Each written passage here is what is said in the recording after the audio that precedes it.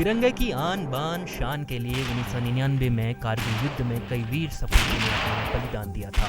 सेना में शामिल रीवा के अंदुआ गांव के निवासी शहीद कालू प्रसाद पांडे ने भी मर मिटने की कसम खाई थी।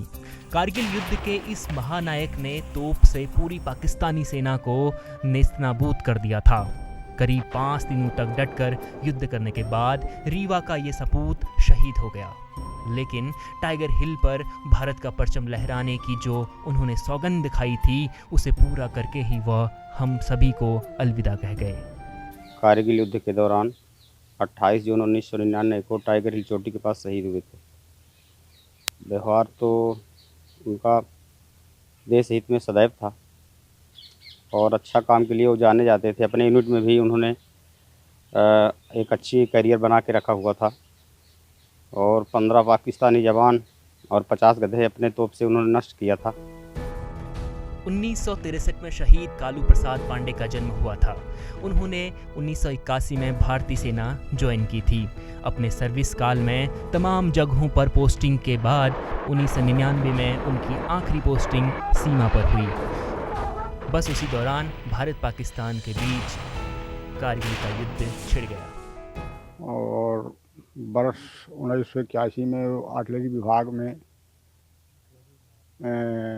फौज में भर्ती हुए थे और प्रधानमंत्री अटल बिहारी वाजपेयी के कार्यकाल में कारगिल युद्ध के दौरान 28 जून 1999 को शहीद हो गए थे कारगिल में।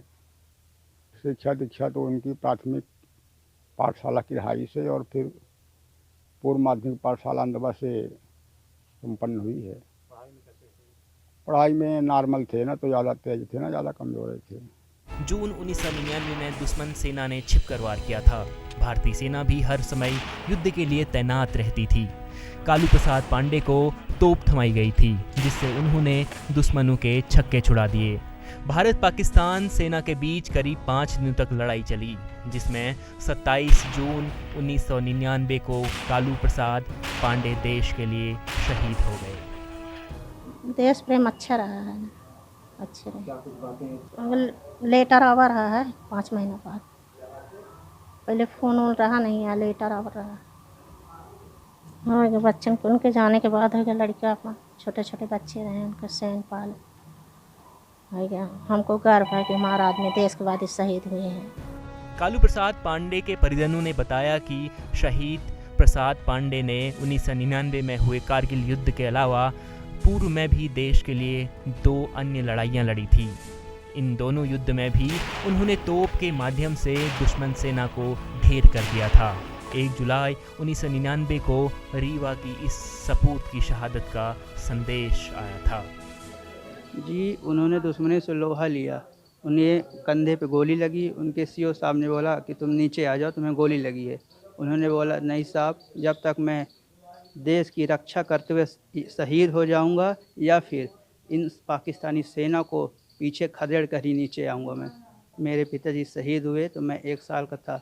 मेरे माताजी की जुबानी से मुझे पता चला कि मेरे पिताजी बहुत ही अच्छे थे और उन्हें देश की रक्षा करने के लिए बहुत ही मन था। रीवा के वीर सपूत शहीद कालू प्रसाद पांडे भले ही आज हमारे बीच में नहीं हैं, लेकिन उनके शौर्य गाथा की हर कोई चर्चा करता है। देश के लिए दिए गए उनके बलिदान को हमेशा याद रखा जाएगा। ईटीवी भारत, मध्य प्रदेश।